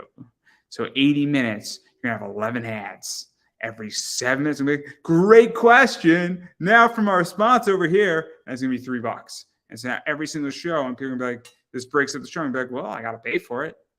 Yeah. And You then gotta pay for you it. guys asked for this. And that's what everybody doesn't seem to get is you're Yeah. gonna have so much order flow and Yeah. everybody's gonna do it. And And and yeah. and I think I figured out how to say it now. One of the things that I've noticed when it comes to folks is everybody likes to compare to bigger companies, especially when it comes to small companies. And it's not just comic book companies, it's any type of small company, mom and pop restaurant, mom and pop cake shop, little startup car dealership, all sorts of stuff. People always want to compare it to the big guys. Um, but what folks don't understand is like they'll look at it and say, well, you're not this person, or why can't you do what they're doing? Those individuals, what you're seeing now, you're seeing them in a prosperity phase. Like they're that's they're there now. We're trying to get there. you know. So for us to do what they're doing is actually going to put us under the dirt. And that's the reason why a lot of businesses fail, because they're like, oh, well, I gotta if they have a restaurant, I gotta compete with the 5-star restaurant up the road. You just started. Work your way to that point. Like, it's not like, there's a lot of stories and stuff that I learned. That's the reason why I said when I went through my business degree, could I have read them on my own? Sure. But of course, um, going through my degree, of course, they give you the book, okay, read this book, or, you know, study this. This is what we're going to be talking about today. So you learn so much stuff, like learned about Walmart, learned about the truth behind Walmart. Because a lot of people, one thing people know is Walmart and rollback prices. That's the only thing people know now. Like the thing that you brought up, that's something people don't know. Another thing that people don't know is that Walmart almost came to a point where they weren't going to exist, because they lost their original building and had to start all the way over. And now look where they're at. So it's like what you're saying is them where they're at now. We are just starting. So it's not going to be the same. It's going to be totally different. It's like if you're on the track, right? And they give someone a 4-lap head start and then tell you to go. And then somebody's like, why didn't you beat them? They had a 4-lap head start. The hell are you talking about? So it's like you have to think about that. Like to compare Sovereign Comics to Marvel Comics, who's been around since the 30s, DC, who's been around since the 20s and 30s. No, they're there. They're where they're at. Some people will argue that they're running themselves into the ground, but they're where they're at. And I'm trying to get there. So it's not going to be the same. Prices aren't going to be the same. The way I do things is going to be the same, because I got to figure out what's going to work for me. And that's how every small business is. And yes, comic book creators who have a publishing company are a small business. Just because we're doing comic books doesn't mean we're millionaires. We are a small. So some of us have millions, but 99% of us do not. Even, So even the ones that are doing 200,000-300,000, a lot of yeah, that. I mean, I know it's comic gone. creators who have done 70, 80,000 campaigns who are broke. Hmm. I know Yeah. it. And I also know people who have done a $10,000 campaign and they're really, really wealthy. Yeah. So, and they're not wealthy because of their campaign. And they made money on their campaign. They made like a 13% profit range in their campaign. Hmm. So, you know what it is? It goes to an idea of understanding business. And Yeah. it's a big issue. But again, you know what it is? This is how I view it, is that eventually I think everybody's going to catch up. I think it's coming. And I think an awakening is coming this year. My friend Travis Gibb put up something, and I think I'm going to read it because I have it up. I'll read it quickly. So he said, talk about the State of the Union. I don't pretend to have all the answers, but I want to let you know what I predict for Kickstarter 2023. With the changes in self-publishing and small press publishers taking less and less creators, with Aftershock filing bankruptcy and many publishers producing less books, I expect Kickstarter to be very, very, very busy. I expect many creators who have strong fan bases to come onto the platform and create amazing things. These creators will also take eyeballs and dollars from creators that have less of a fan base due to the state of the economy. So as you plan for 2023, know that it's going to be a little tougher to raise funds. So bring your A game. Make sure you have the right amount of covers from the right artist.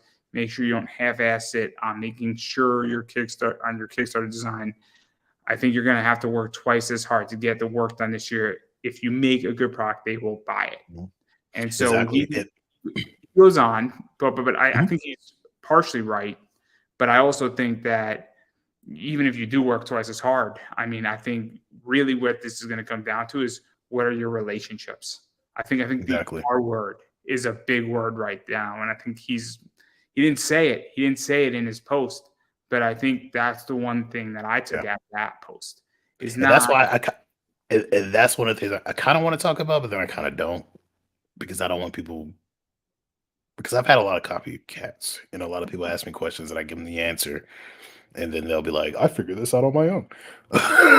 So there's some things I kind of want to say. That's the reason why and also to go back to the charging, that's the reason why I charge for my time too, because if I charge you to get that information from me, and if you go out there and say, I figured it out on my own, I could say, Yeah, they figured it out on their own because I won't care. You paid me.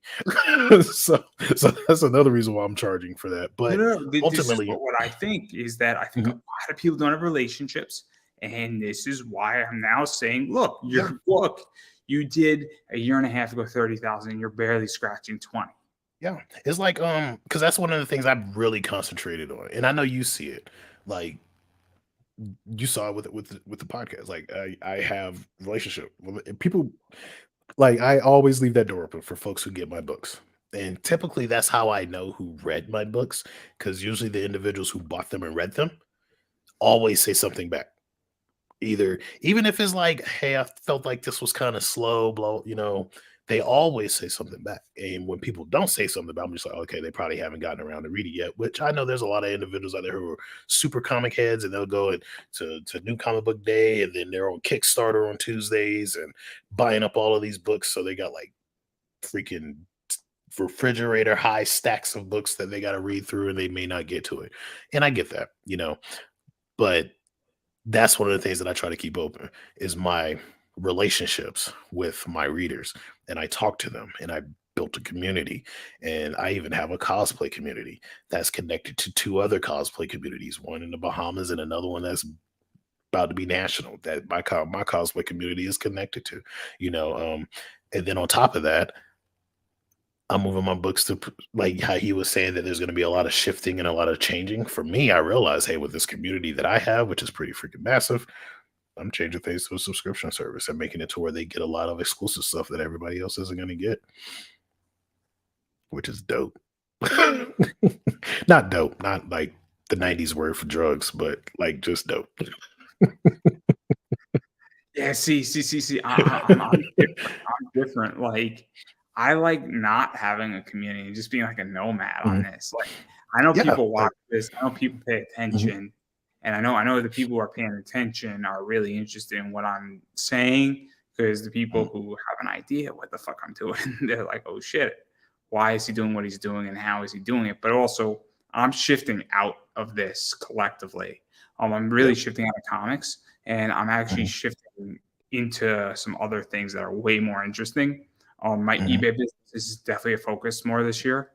Because I'll mhm. be really honest. I mean, I'm really focusing on money now and some other Understand? stuff. So, you know what it is at the end of the day, it's like, and even just like sports card collecting and stuff. So like, not saying I'm leaving this, but I don't really care. I don't because what I've been told in the last year, since last January, um, is people have constantly challenged me on so many things that turned out to be correct. What happened with Indiegogo was shadow banning, and what happened on Kickstarter with books getting banned. And I'm like, you gotta get off. And people openly challenged me on interviews in the comment section. And I'm like, well, I guess this is not really people paying attention. And And it's here we like, go. and I think a lot of the, I'm sorry to interrupt, but I think a lot of the people who challenged you too were like the ones who were probably benefiting from it, to be honest with you. Because there was a lot, because like I know with Kickstarter, there's a lot of times, and they still do it, where they'll push certain books more than they'll push others. And that's one of the reasons why I left, because like I said, it became clicky. And I'm trying to make money, not because I want to be rich. I mean, I I don't, do. yeah, I want to be rich. I don't Yeah. want to be famous, but I want to be rich. But in the same vein, the more money I make, the more books I can put out for my community. And for me, No, that no, no, matters, no. you I'll know? be very honest. I got no problem admitting it. I want to make money because the more money I make, the more free I am, Well, and there's the that, yeah, more there's that too. the more I don't have to put up with stupidity and bullshit. Mhm. You Yeah. know, I put up a post the other day. I said, I don't know what everybody else is doing, but I'm working on my first billion, and I don't have time to deal with your drama or your stupidity Oh, because I exactly. don't. I'm sorry. I want more money, not because I want to take over the world, but because if I Mhm. had like $6 million in the bank and I hate my job, I don't have to go. Exactly. If I had And $6 million then and I and want to then go if on you're smart with vacation, money, you can take that 6 million and triple, quadruple. no. If you're really Just smart with that money, what you do is you shut up, yeah. you invest it correctly, and you go to your job and you just pretend it doesn't exist. If you're really Even smart, though you'd be so mad, they're like put some paper in the printer. Fuck, I'm a millionaire. The fuck am I doing? Why am I here? You just smile, you just keep your head down, Yep. you don't worry about a damn thing, and you just stay in. You stay in for your 401k, and then Mhm. maybe you retire when you're 55, not 65. Yep. And but you keep your head down, you drive a beat up car, you get the cheap rice, not the expensive rice. You Mhm. go out to sushi maybe once a month.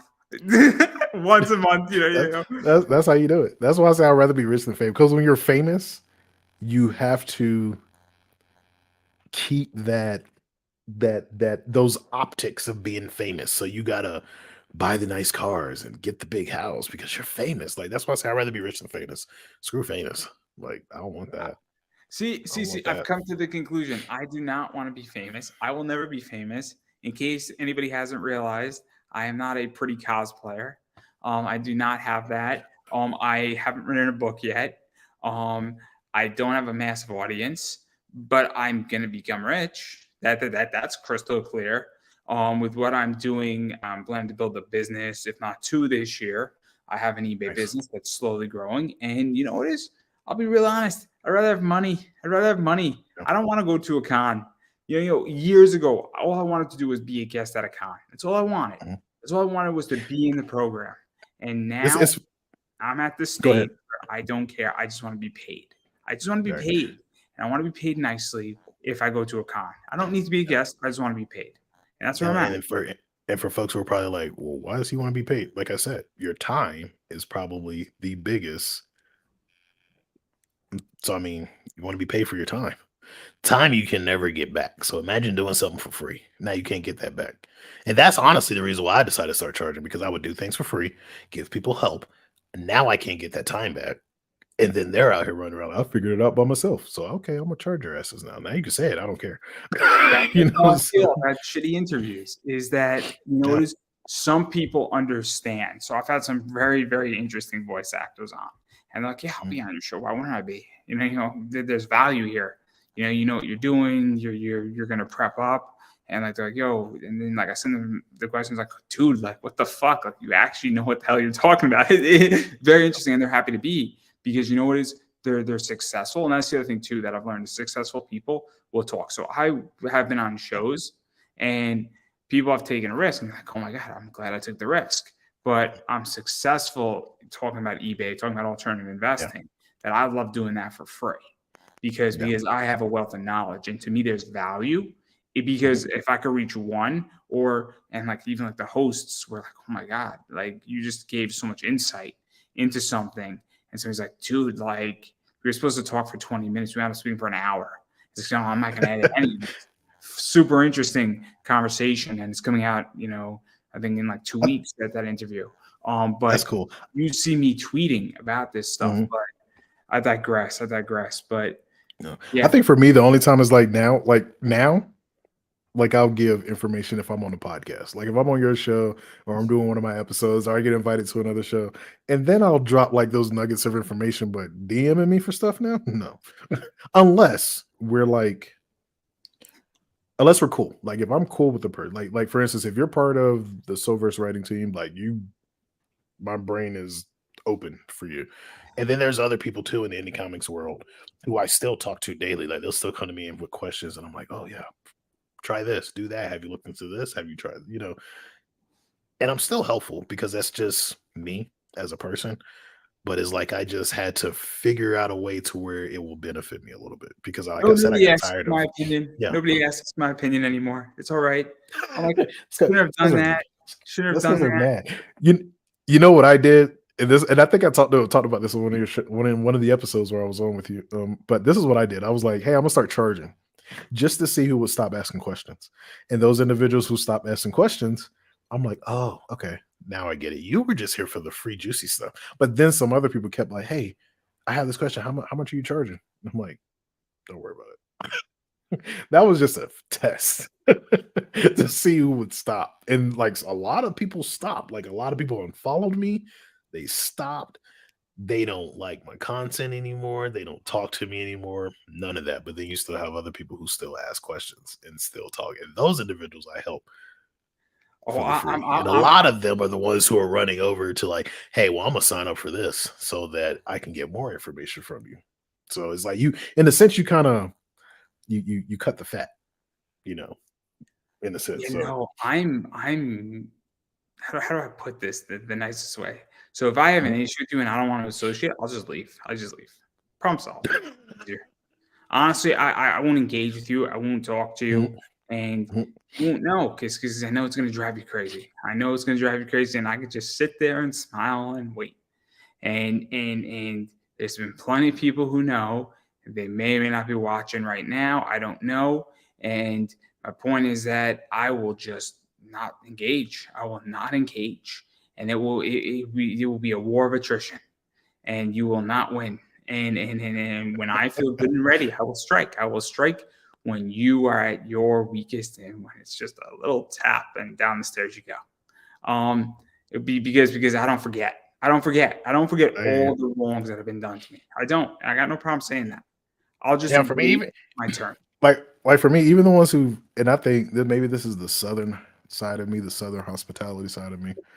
But even the ones who done me wrong, I wish them the best. It's like I wish you the best, but I know it's not going to happen because you did people dirty to get to where you're at.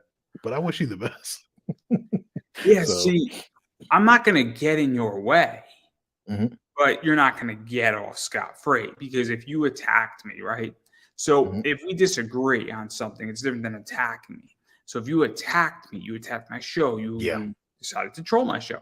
There will be yeah, a day where this comes back in which that you will have to pay Piper his due. you have to. And it's just a matter of when, and it's a matter of when I collect. But they know it because if you don't know it, then you're clearly not playing in the world that the Exactly. rest of us play in. Whatever you give to me, you will get back. And people have Yeah. learned that. Somebody who It's trolled my like, Kickstarter, he was running one, and I gave it back to him, and yep, it was fun. And anytime it's, you run something, I'm going to give it right back to him, yep. and I'm going to be like, "Cool, man. Funny you're running a Kickstarter. How you doing?" It was a It is, blast. and I'm gonna drop some jewels for y'all. I don't know how much longer. Yeah, because I gotta get rid. I got to do something, but I'm gonna drop some jewels. Karma is infinite, people, not finite, but infinite. And what I mean by that is, if you do someone dirty, it may not like, we all see these memes of instant karma where someone may pour out someone's soda and then all of a sudden the soda can hits them in the head or something. Instant karma. That's not how karma works. Like, yeah, how karma works. You'll screw somebody over to get high, to get where you're at, and then all of a sudden you go bankrupt. That's how karma works. So keep that in mind as you're stepping on backs and heads to get to your point. The And I the know there's a lot who Undertaker, do it, but really keep that karma is infinite. the Infinite. Undertaker said it really well. The toes you step on climbing your way up are the asses you're going to kiss on the way back down. And I Exactly. think a lot of people in comics are learning that because a lot of people have run relationships with me and they didn't ask. And I don't know exactly what happened with that. But guess what? I think that in the next few years, if what Travis is right about and all the big boys come on and there's less and less money to go around, you're gonna need me a lot more than I'm gonna need you. Exactly. And And he's right in what he said. And that's the real one of the other reasons why I stepped away. Because everybody was like, oh well, everybody tried to use the trickle down economics idea pertaining to the big names coming to Kickstarter. And I'm like, trickle down economics don't even work in the real world. So why the hell do you think it's going to work on Kickstarter? Like, people, when they come to the Kickstarter, they're not coming to say, oh, let me check out all these other independent comics. They're going to say, what, Keanu Reeves is making a comic book? Okay, let me go back his comic book. What? Tom McFarlane is doing another action figure. Let, let me go to Kickstarter and back his action figure. They're not going to be like, hey, let me go over here to this independent comic I've never heard of and order this. I They're not going to do agree. that. I agree that the trickle down economics didn't work on Kickstarter. I think to some degree Mhm, it works in the real world, meaning mhm. that it is you need investment banks to back top projects to some degree, and that's a form of trickle down economics. I can agree with that It part. does Yeah, I work like that. because Yeah. if you don't have a bailout to Marriott that's going to go Mhm. bankrupt that employs 46,000 people, You need that in that realm. But I get the point, but this is not a political debate. But on Kickstarter, it worked slightly, but we're talking 1%, me being generous. 1%. And the ones who it really worked for were the ones who were already named, like they were in deadline and people have heard of them, or they were comic creators for Marvel and DC or Image and decided to do a Kickstarter and people knew who they were. Like those are the ones that it worked for. Or there was a few things where the idea was so ridiculous and the comic was fun that it was on the bottom. Yeah. Like you'll see stuff like let's back it, and then they got an extra $1,000, which is a big deal because if especially for an indie, a small publisher, indie guy, if your normal was 2,500 and you did $4,000, that's a big deal. Yeah, that's a big deal. And it might not seem like a big deal in the scheme of life, and it's not per se in the scheme of life. If you had to choose between doing an extra 1,500 or having your firstborn, clearly the firstborn should be the priority of being a bigger milestone. But as far as the creator goes, all jokes aside, but yeah, I do want to get to talk about Stars though, because we didn't get to talk about that. Stars is my favorite out of the bunch. I love teen idols singing. I'm actually in the process of inking issue 2 right now. Yes, folks, I actually do art as well. So I'm actually inking that book. It is looking freaking amazing. If you want to see those inks, because I will post them on my Instagram, panel by panel. But if you want to see them, check out my Patreon where they're already there for folks to see.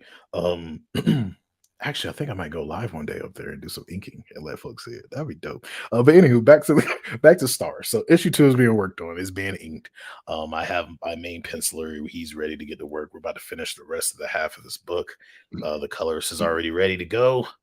And that issue is going to come out. And this issue is issue 1 was fun. You got to meet the girls. Yes, it's an all-girl independent rock band, but they also double as superheroes. Like I said, I tell story first. So because they're women, they're not going to win all the time. I say that because we see that. Y'all know what I'm talking about.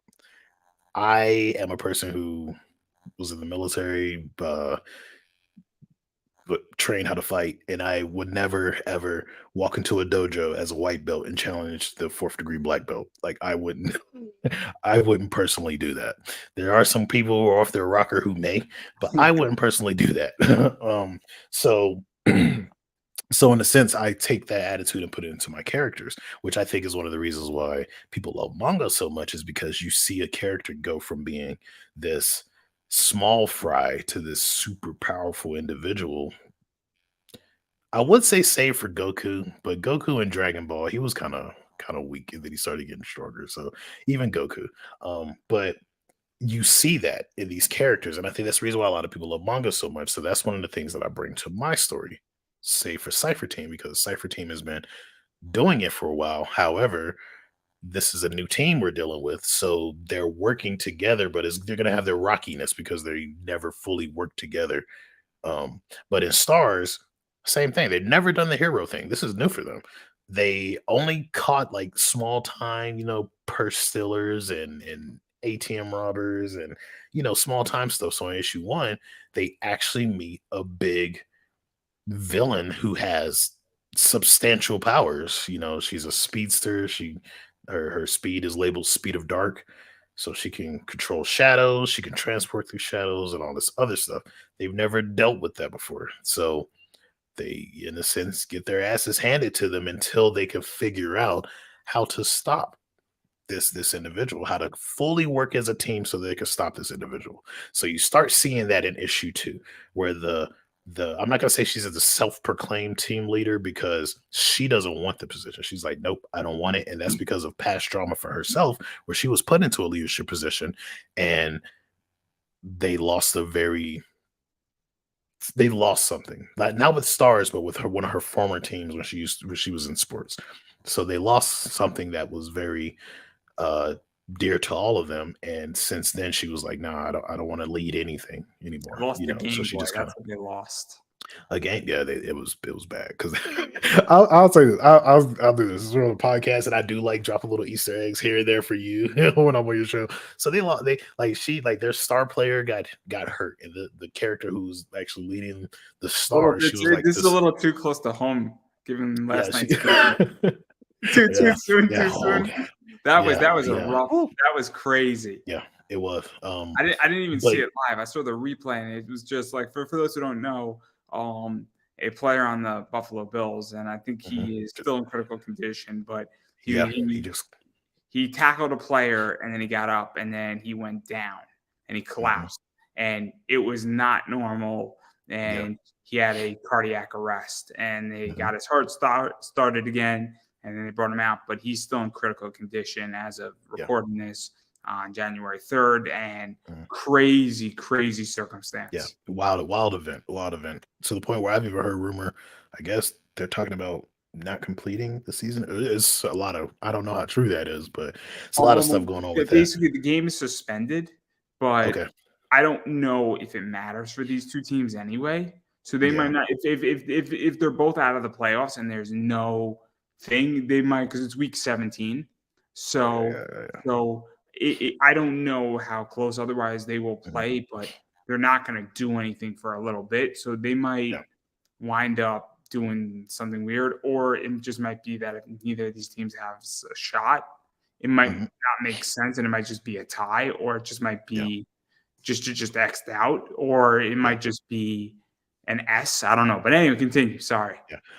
No worries. But so yeah, like I said, their team lost a championship game because they've been winning for like I think it was like 4 years straight. They've been winning. They're UConn. That, They're UConn. They're the huh? women's UConn team, right? Yeah, exactly. And then they lost. And then like this is the crazy part because like I said, the star player got hurt. Siphon, when this in this part, she's young Siphon because she's a teenager. She's a senior also. She's getting scouted. She's like the sixth man of the team, but she's good enough to where the coach is like, get on the court. You need to take this position. You need to lead the team. But she blows a 40 point. I don't mean to laugh. It's messed up. But she blows a 40-point lead. And like and they lose, right? So I don't mean to laugh. It's horrible. But it messes with her psychologically because she, like I said, she was the sixth man. She wasn't ready for the spotlight yet. And so for her, she takes that as a internal beat. Like, I'm horrible. I'm crappy. They lost because of me. It's my fault type of situation. So she's like, I never want to lead anything again. So she quite literally gets to that point where she's like, I don't want to lead anything. Even though she gave the girls the idea to start the superhero team, she's like, I don't want to lead it. But yeah, maybe we should do it since we all got powers, but I don't want to lead it. But everybody wants her to be the leader because they see that in her. So in issue 2, you actually see her slowly step into the reins of being that leader. And then in issue 3, you actually see her step up. She's like, I'm the leader, you know. And to get to my girl, she's gonna have to go through me in a sense. But it's kind of too late then because something else happens, and that's spoiler. And I don't want to say it because I will say this. Stars is a fun title. They have a rogues gallery. I will give this one. Their rogues gallery is called the Anti-Stars. That's all I'm gonna say. But there's members of the Anti-Stars who are freaking like it's they quite literally mirror the stars. Like each one of them has some type of hate for the other, for one of the members of stars, and they like one of them grew up with one of the members of stars, and they have like this. Well, they were best friends growing up, but but something happens and is like, hey, I hate you. I'm gonna kill you. You know, and so it's like So it's enough bad what about happens, that. but yeah. Yeah, Just so so enough about that. even to talk a little about this before I let you get out of here. Mhm. But one of the things is that I think that this is coming out first on Patreon, if I'm not mistaken. Yeah, so right now is get everything on Patreon. So if you sign up for the Patreon, you're gonna see the entire book get made. I'm talking like I haven't posted the script yet, but I'm gonna post the finished script up there because I wanted to send it to the editor for the book, the editor and the co-editor, because I'm EIC. So yes, even though me being EIC, I still get checked by my editors. You know, I send it to them and we all look through it and make sure I didn't mess up or miss anything because when you're writing it also you kind of get tunnel vision, so you may miss things.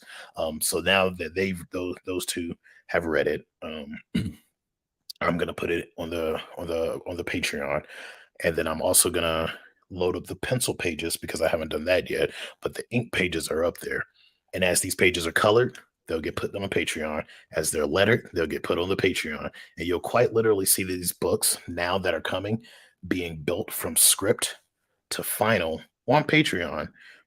It depending on your tier, you'll get it. Well, all the tiers get digital books. So when it's done, I'll say, here's the digital that you can download and keep to yourself. And then on top of that, because I'm moving away from floppies, but if you're a patron, um, once we hit 25 patrons, then I will start sending floppies exclusive to the patrons. So it's like you'll get something that no one else is getting. Because the only floppies I'm doing are issue 1 and issue 2, but 3, 4, 5, and whatever is the rest of that story arc won't be a floppy. It's just issue 1 and issue 2 floppy, and then trade. That's the way I'm doing things. Because one thing I've learned, and we've talked about this too on the show, it's one thing that people really care about a lot. The one things that people will buy, unless you're a book that they really, really are into, is issue 1 and issue 2. People are going to buy those, but in the indie world, the counterbalance to that is I've learned that independent comics tend to do better when we do trades, mainly because of the fact that so many independent comics, and it's not their fault. I'm not going to blame them for this because things happen, money, so on and so forth, where they'll just do one book It's an and interesting then they're gone. question. Yeah, right. So it's like, so a lot of people are like, oh, you're indie? Do you have a trade? And I've been asked that at cons. Do you have a trade? I'm like, no, not yet. So that's when I started research, figuring out, oh, that's what people want more than anything. But they also want issue 1 and issue 2. So, I've heard it both ways. I have really. yeah. I've heard that people love, Mhm. but also people love issue 3 and they want to know that it's like 100 That is copies. going. Right. And that's the reason why I decided to do the trade like that, and especially push it to Patreon, because if you're a patron, you're going to see the book getting made and you're going to get the floppies. If you're not a patron, you'll get the trade when it comes out, but you'll also have issue 1 and issue 2. And I'm still going to post artwork here and there. It's just not going to be as rampant as I used to, because I got to keep my patrons happy, and they love exclusivity. Exclusivity. That's one of those weird words. They love. It's an interesting debate because I've Mhm. heard that people still want to do floppies and that people who love comics want Yeah. floppies. But I've also heard Yeah. that trade Mhm. paperbacks are a game changer Mhm. because what I've heard is that not so much what you were saying, but when you're at a con and you have a trade paperback, it changes the game and it Yeah. creates a perception versus And clout is a good word to yeah. use. And it's funny, and that's what I said part of my research. Because remember, what I said earlier with the Yamo Stigmata, I did a mini trade of issues 1 and 2 because they were so thick together, like 60 some odd pages. And that's when I kind of like, oh crap. So I had issue 1 and 2 books, like the comics, but then I also had the mini trade. And people are like, oh, is that a trade? What is that a trade of? I'm like, oh, it's a trade of issue 1 and issue 2. And I've had people like they will buy the trade and then buy issue 1 and ask me to sign issue 1. Like one individual actually had me go down to the grading booth with them to sign it there so they can get it graded. But then they also bought the trade, and then they had issue 1 and issue 2 and sent those off to be graded. So I was like, yo, that's dope. But a lot of people bought the trades before they bought issue 1 and issue 2. They was like, oh, you got a mini? Well, I'll just buy that. And they bought that before they bought issue 1 and issue 2. So it's interesting. It's like weird.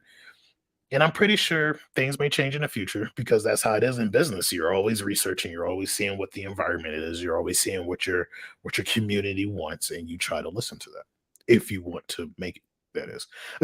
So It sometimes it's very mm, rare that your yeah, community is wrong.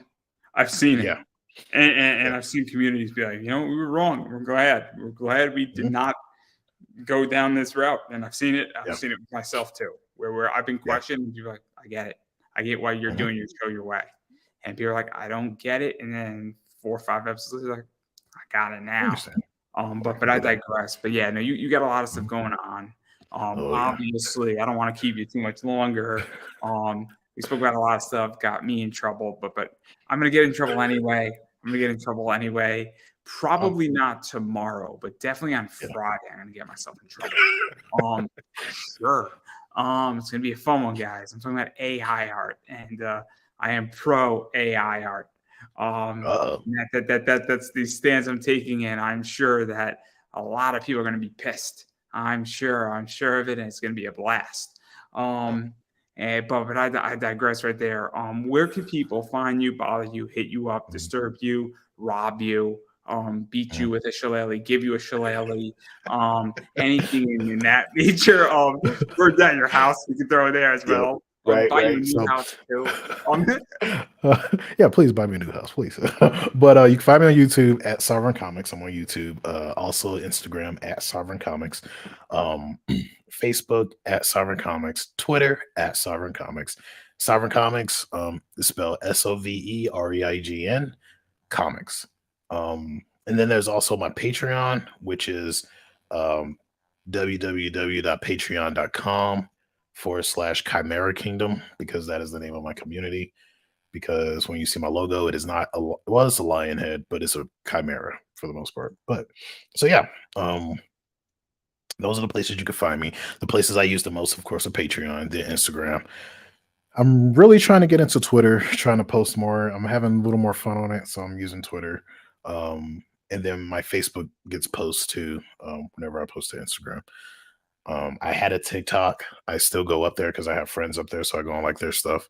But TikTok kind of made me mad because they hit me with a community violation for my own character, and I'm still fighting that. Like, this is my character. This character is copywritten, not to mention my company's or registered straight trademark. This is mine. Take away your community guideline. But I haven't heard anything, so I'm less like, well, whatever. So, yeah, and from what I've been hearing from my friends who are really, really like TikTok, they've been saying that's been one of the massive problems that's been going on with TikTok Yeah, lately. I'm not So, on TikTok. I don't have the yeah, time. I just don't have the yeah, time. It goes back to that where I'm on mhm, YouTube, I'm on Instagram. I'm not good at Instagram either, but honestly, I'm heavily on Twitter, heavily on Facebook, heavily on YouTube, and it gets to a point where you can't be everywhere and have a 40-hour work week and do a bunch of other stuff. And TikTok is the last one in, it's the first to go. yeah, yeah. But And that's how nothing it was against with me because TikTok. this is the last one in for me too. And I was like, okay, you can leave. And everybody's like, you're gonna stay on Twitter? I'd rather be on Twitter than TikTok because Twitter's Twitter's not gonna give fun. me a community violation for posting my own copyright IP. So Not even that. so I've never got a violation on TikTok. It's just that it was the mhm, last one in, first to go, and yeah, it's just time. But I digress. I'm gonna quickly promote everything I got. Obviously, I'm Pop Anime Comics on Twitter. Speaking of Twitter, doesn't give community violations, so go check that out.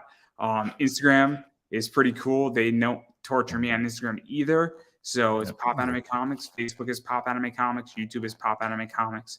And yeah, this is the start of a new season. I have 3 tomorrow. I have Dustin Waller coming on. I have Greg Bo Watson, who's a cover artist, and I got TriStar, who's an artist, Tristan Thompson, who is nice. TriStar, and very, very cool start. And then next week, I have DJ Croft coming on, Chris Brown. I got Rich Parada, I want to say, coming on Saturday, and then I may have Bella Rockefeller coming on, and she's really, really attractive. So there you go. Yeah, And that's what I got so far coming on. And you never know who's going to show up. I'm going to be shooting off a bunch of messages as soon as I get off here. And I do have Buy Me a Coffee. And I'm just going to throw this up there that if you do not buy me a coffee, she may or may not show up. And you don't want to upset her. So if this terrifies you, go buy me a coffee. It's in the oh, link up above or down below or wherever you want to go. And yeah, she'll come down. But oh wait, nobody did it yet, so staying up. no, Did somebody do it? no, Oh she's no, coming no, for they didn't you. do it. Oh, But sh- all seriousness, support indie.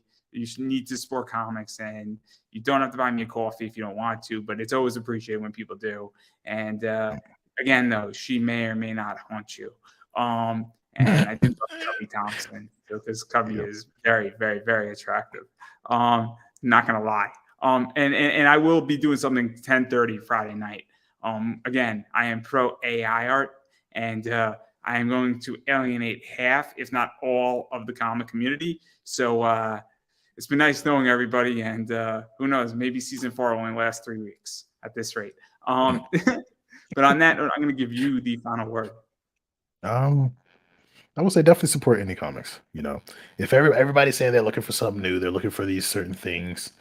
Whether you're looking for LGBTQIA plus stories or stories with, black leads or just stories that are different from what's really going on. You're getting tired of seeing all the revamps and the rehashes. I think DC right now is going through another universal ending event. Give independence a shot. There's a lot of good writers, good artists in the independent world. Give it a shot. Start with Sovereign Comics if you haven't already. Start here. Well, I believe that, everybody, is a wrap.